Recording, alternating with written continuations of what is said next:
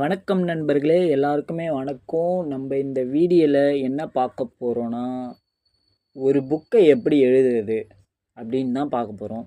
ஏன் அப்படின்னா, ஒரு புக்கு எழுத தெரிஞ்சவங்களுக்கோ இல்லை புக் எழுதுகிறவங்களுக்கோ அந்த புக் எப்படி எழுதணும், அதில் உள்ள கஷ்டம் என்ன, அதுக்கப்புறமா அதை எப்படி கடைசி வரைக்கும் அந்த புக்கை இன்ட்ரெஸ்டிங்காக எழுதுறதுன்னு தெரியும். எடுத்துக்காட்டுக்கு சொல்லணும் அப்படின்னா ஹாரி பாட்டர் புக் எல்லாருக்குமே தெரியும். இது most popular Harry Potter book அப்படின்றது. அந்த ஹாரி பாட்டர் புக்கை எழுதின அந்த ஆத்தர், அந்த லேடி என்ன சொல்கிறாங்கன்னா, ஒரு ஆத்தர் அப்படின்றவங்க அதாவது ஒரு புக்கை எழுதுகிறவங்க அவங்களாவே தான் கண்டுபிடிச்சிக்கணும் எல்லா விஷயத்தையும். எப்படி செய்கிறது, எப்படி ஒரு புக்கை எழுதுறது, எப்படி அதை எங்கேஜிங்காக ரொம்ப ரசனையாக கொண்டு போகிறது, ரொம்ப சுவாரஸ்யமாக கொண்டு போகிறது அப்படின்னு சொல்லிட்டு எல்லாத்தையும் அவங்க தான் கற்றுக்கணும் அப்படின்னு சொல்கிறாங்க. அவங்க சொல்ல வர விஷயங்கள் என்னன்னா, புக்கு எழுதுறதுன்றது எக்ஸ்பீரியன்ஸில் தான் வரும் அப்படின்னு அவங்க சொல்கிறாங்க. அதுதான் ஃபஸ்ட்டு பாயிண்ட்டாக நம்ம பேச போகிறோம். எக்ஸ்பீரியன்ஸ் மட்டும்தான் எப்பவுமே கதைகளை எழுத கற்றுத்தருமே. மோஸ்ட் ஆஃப் த டைம் நம்ம என்ன பண்ணுவோன்னா, நிறைய நேரம் புக்கு எடுப்போம், எழுதுவோம், அதுக்கப்புறம் கதை வரும், அதுக்கப்புறம் கதையை பாதியிலே நிறுத்திட்டு போயிடுவோம். நிறைய விஷயங்கள் நானே அது மாதிரி பண்ணியிருக்கேன். நான் பார்த்தீங்கன்னா நானும் ஒரு புக் ரைட்டர் தான். எனக்கும் ஆசைகள் இருந்துச்சு ஒரு புக்கு எழுதணும் அப்படின்னு சொல்லிட்டு. அதனால் நானும் ஒரு புக்கு எழுதி முடிச்சுட்டு அப்புறம் எனக்கு தோணுச்சு, நம்ம ஒரு ஃபஸ்ட்டு புக்கு நம்ம எழுதியிருக்கோம், எழுதியும் முடிச்சிருக்கோம். ஒரு ஸ்டார்டராக ஒரு ஆத்தர், அதாவது ஒரு ஸ்டார்டிங் ஆத்தராக நம்மளாலேயே ஒரு புக்கு எழுத முடியுதுன்னா மற்றவங்களாலையும் கண்டிப்பாக எழுத முடியும். அதுக்கான ஒரு ஹெல்ப் மற்றவங்களுக்கு பண்ணலாம். அதாவது நான் பார்த்த ஸ்ட்ரகிள்ஸ், அதுக்கப்புறம் எனக்கு இருந்த சில டிஃபிகல்ட்டிஸ், அட்வான்டேஜ், டிஸ்அட்வான்டேஜ், நான் எப்படி புக் எழுத கற்றுக்கினது, அதில் நான் என்ன எக்ஸ்பீரியன்ஸ் பண்ணேன், அது எல்லாத்தையும் உங்களுக்கு சொல்லலாம் அப்படின்னு தான் வந்திருக்கேன். ஃபர்ஸ்ட் ஆஃப் ஆல் புக்கு எழுதும் போது அதுக்கு லிமிட்டே எப்போவுமே செட் பண்ணாதீங்க, பவுண்ட்ரிஸ் செட் பண்ணாதீங்க. எப்போவுமே எப்படி சொல்கிறதுனா, ஒரு மனுஷன் இருக்கான்னு வச்சுக்கோங்களேன். நம்ம ஒரு மனுஷனை உருவாக்க போகிறோம் அப்படின்னா அவனை நம்ம எப்படி யோசிப்போன்னா, மனுஷனை ஒரு ஸ்கெலிட்டனாக உருவாக்கிட்டு அதுக்கப்புறம் அவன் மேலே தோலை போத்திடலாம் அப்படின்னு தான் யோசிப்போம். மற்றபடி நம்ம எப்படி யோசிக்க மாட்டோன்னா, அவன் மேலே ஃபஸ்ட்டு அவனை தோலாக உருவாக்கிட்டு உள்ளே அவனுக்கு எலும்பெலாம் கொடுப்போம் அப்படின்னு எப்போவுமே யோசிக்க மாட்டோம். இது ஏன் சொல்ல வரேன்னா, எப்பவுமே கதைக்கு லே அவுட் முக்கியம். ஒரு கதை எப்படி அமையணும் அப்படின்னு சொல்லிட்டு நம்ம அதை டிசைன் பண்ணணும். ஆனால் அதுக்கு பார்டர்ஸ் வச்சிடக்கூடாது. ஏன் அப்படின்னா, நம்ம எழுத போகிற கதையோட க்ரியேட்டிவிட்டி ரொம்ப பெருசாக இருக்கும். அது இந்த மனுஷனோடைய ஸ்கெலிட்டன் மாதிரி, இந்த கை இவ்வளோ தான், இந்த கால் இவ்வளோ தான் வரும், இந்த மண்டை ஓடி இவ்வளோ தான் வரும் அப்படின்னு சொல்லிட்டு அதுக்கு லிமிட் வைக்க முடியாது. லிமிட் வச்சா அதில் க்ரியேட்டிவிட்டி வராது. ஸோ அதனால் க்ரியேட்டிவிட்டி வரணும் அப்படின்னா நம்ம வெறும் லே அவுட் மட்டும் கதைக்கு கொடுத்துடணும், பேசிக் லே அவுட். மிச்சதை எல்லாத்தையும் நம்ம ஆன் த ஃப்ளோவில் கதை எழுதினா மட்டும்தான் அது க்ரியேட்டிவிட்டி வருமே. எனக்கு அப்படி தான் வந்துச்சு. ஃபஸ்ட்டு ஸ்டார்டிங்கில் நம்ம புக்கை எழுதும் போது என்ன ஒரு ஜேர்னர்ஸ் நம்ம க்ரைமா, ஃபிக்ஷனா, இல்லை த்ரில்லரா, இல்லை ஹாரரா, இல்லை சயின்ஸ் ஃபிக்ஷனா, இல்லை நம்ம டிடெக்டிவ் ஸ்டோரிஸ் எழுதுகிறோமா, இல்லை ஃபேண்டசி ஸ்டோரிஸ் எழுதுகிறோமா, இது எது நம்ம எழுதுகிறோம் அப்படின்றத நம்ம கன்ஃபார்ம் பண்ணிக்கணும் கண்டிப்பாக. ஏன்னா இது முக்கியமானது ரொம்ப. இதை நம்ம 100% கன்ஃபார்ம் பண்ணிவிட்டு அதுக்கப்புறமா நம்ம ஸ்டோரி ஸ்டார்ட் பண்ணணும். நிறைய பேர் நான் கதை எழுத போகிறேன் அப்படின்னு சொல்லிட்டு, ஃபார் எக்ஸாம்பிள் நான் பண்ணது தான் இதெல்லாமே. கதை எழுத போகிறோன்னு சொல்லிட்டு நம்ம எடுத்து என்ன கதை எழுதலான்னு யோசிப்போம். சரி ஒரு ஊரில் ஒரு பையன் இருந்தான் அப்படின்னு எழுதுனா அதுக்கப்புறம் அந்த பையன் என்ன பண்ணான் அப்படின்னு வந்து நம்மளுக்கு எழுத தோணாது. ஏன் அப்படின்னா அந்த பையன் என்ன பண்ண போகிறான் அப்படின்றது வேறு விஷயம். அந்த பையன் வந்து எங்கே இருக்கான் அப்படின்னு வந்து நம்மளுக்கு நம்மளே சொல்லணும்ல. அதுதான் வந்து ஜேர்னர். அந்த பையனை வந்து நம்ம எப்படி காட்ட போகிறோம்? ஒரு ஹாரர் ஸ்டோரியில் காட்ட போகிறோமா, இல்லை அவனை ஒரு க்ரைம் ஸ்டோரியில் காட்ட போகிறோமா? நம்ம ஜேர்னர்ஸை வந்து முடிவு பண்ணாதான் கேரக்டர்ஸோட மோட்டிவ்ஸை வந்து டிசைன் பண்ண முடியுமே கண்டிப்பாக. அதனால் ஜேர்னர்ஸை வந்து ஃபஸ்ட்டு எப்போவுமே வந்து டிசைட் பண்ணிடணும். பண்ணிவிட்டு அப்புறமா வந்து நம்ம ஸ்டோரி எழுத ஸ்டார்ட் பண்ணால் அது செம்மையாக வந்து நிற்காமல் வந்து போவோம் கண்டிப்பாக. அண்ட் அதுக்கப்புறமா இன்னொரு விஷயம், செகண்ட் விஷயம், நம்ம ஸ்டோரியை வந்து எப்படி இன்னும் இம்ப்ரூவ் பண்ணுறது அப்படின்னு பார்க்கலாம். எப்பவுமே வந்து ஒரு ஸ்டோரி எழுதும் போது நிறைய இமேஜினேஷன் வரும். அதாவது ஒரு பையன் வந்து ஸ்கூலுக்கு போனானா, இல்லை வந்து ஒரு பையன் வந்து விளையாட போனானா, இல்லை வந்து ஒரு பையன் வந்து பறந்து போனானா, இல்லை வந்து ஒரு பையன் வந்து அவங்க சொந்தக்காரன் வீட்டுக்கு போனானா அப்படின்னு சொல்லிட்டு ஒரு கதையை வந்து நம்ம ட்விஸ்ட் பண்ணுறதுக்கோ, இல்லை ஒரு கதையை வந்து அடுத்த கட்டத்துக்கு வந்து கொண்டு போகிறதுக்கோ முக்கியமான விஷயங்கள் வந்து இது மாதிரி நிறைய இருக்கும். ஸோ நீங்கள் வந்து இதை பண்ணலாமா, அதை பண்ணலாமா, இல்லை அது எடுக்கலாமா, இது எடுக்கலாமா அப்படின்னு சொல்லிட்டு நிறைய ஆப்ஷன்ஸ்லேருந்து பிக் பண்ணுறதுக்கு, அதுலேருந்து எடுக்கிறதுக்கு கன்ஃபியூஷன் ஆகாமல் நீங்கள் என்ன பண்ணலான்னா அது எல்லாத்தையுமே வைக்கலாம். ஓகேங்களா?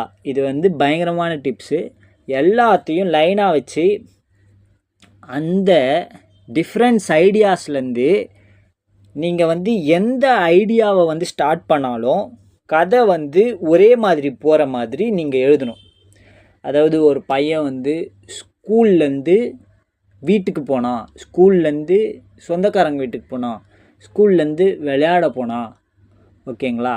ஸ்கூல்லேருந்து அவன் வந்து ஃப்ரெண்ட்ஸ் வீட்டுக்கு போனான் அப்படின்னு வந்து இருக்கலாம். ஓகேங்களா? இதில் வந்து உங்களுக்கு வந்து எப்படின்னா இதில் வந்து எப்பவுமே வந்து இது மாதிரியாக எழுதும் போது உங்களுக்கு வந்து நிறைய ஆப்ஷன்ஸ் கிடைக்கும். அண்டு தேர்டு விஷயம் வந்து என்னதுன்னா, எப்பவுமே வந்து ஸ்டார்ட் வித் கொஸ்டின். எப்பவுமே வந்து கதை சொல்லணும் அப்படின்னா வந்து சின்ன வயசில் வந்து எனக்கே நிறைய கதை சொல்லுவாங்க. அப்போ நான் கதைலாம் கேட்கும் போது எனக்கு என்ன விஷயங்கள் தோணுன்னா, அடுத்தது என்ன நடந்துச்சு அப்படின்ற ஒரு க்யூரியாசிட்டி மட்டும்தான் வந்து என்னை கதை கேட்க வைக்குமே.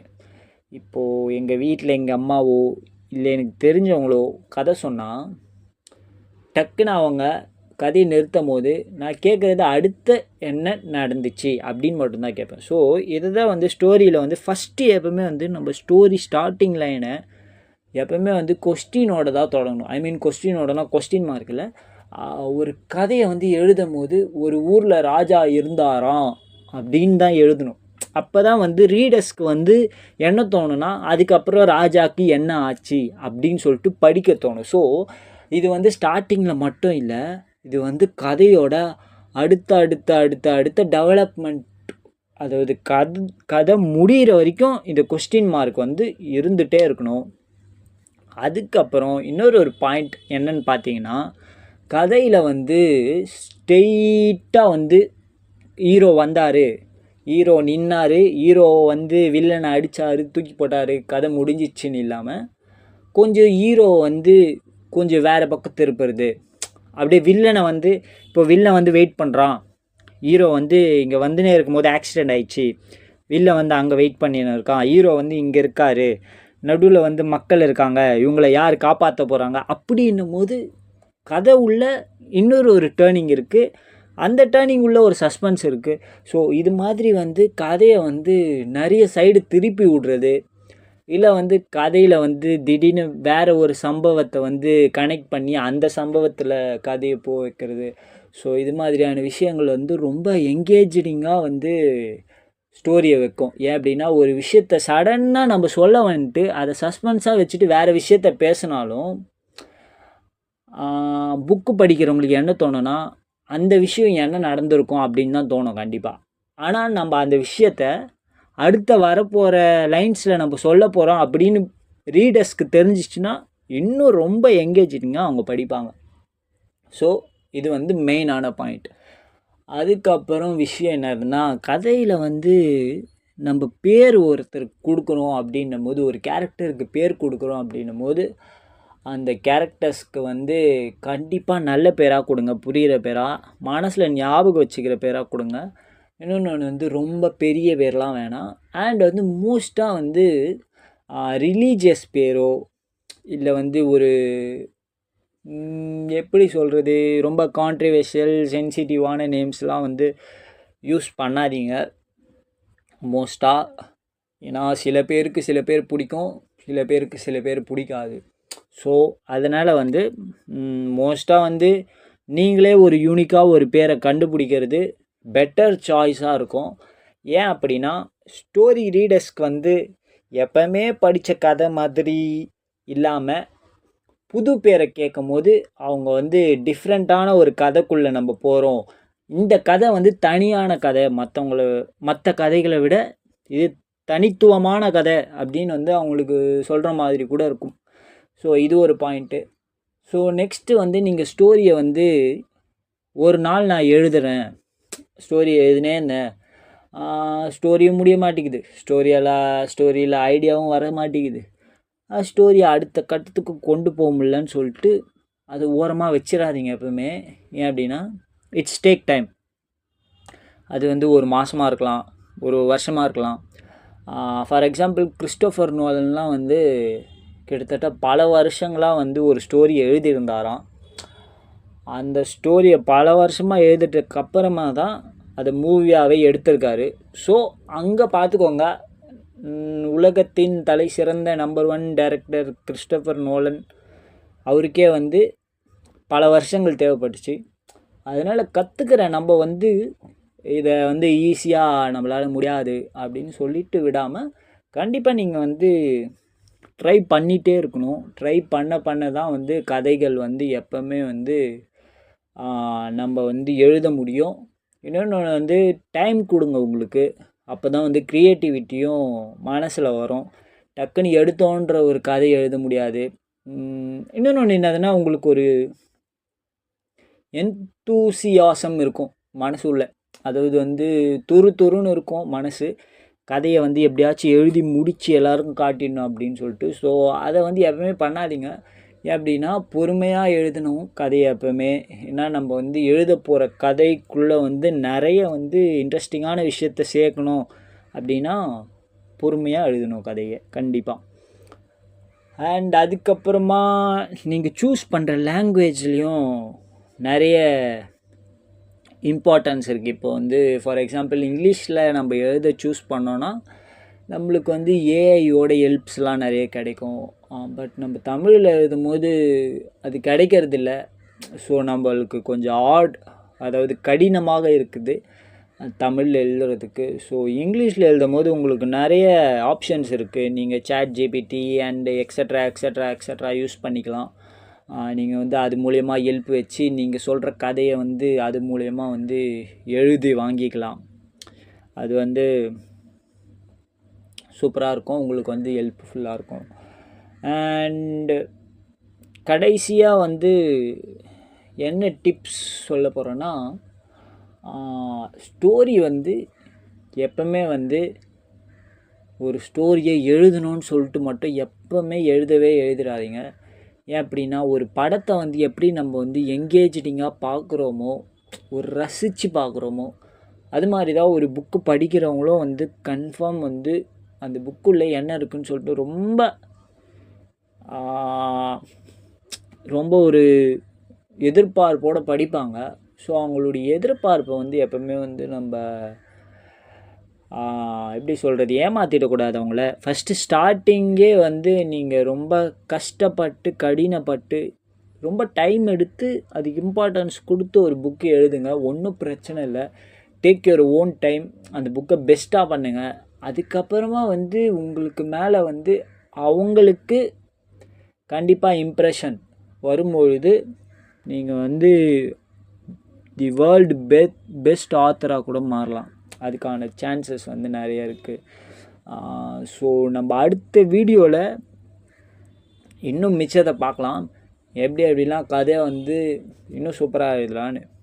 Thank you for your time. Please subscribe and share this video. Thank you.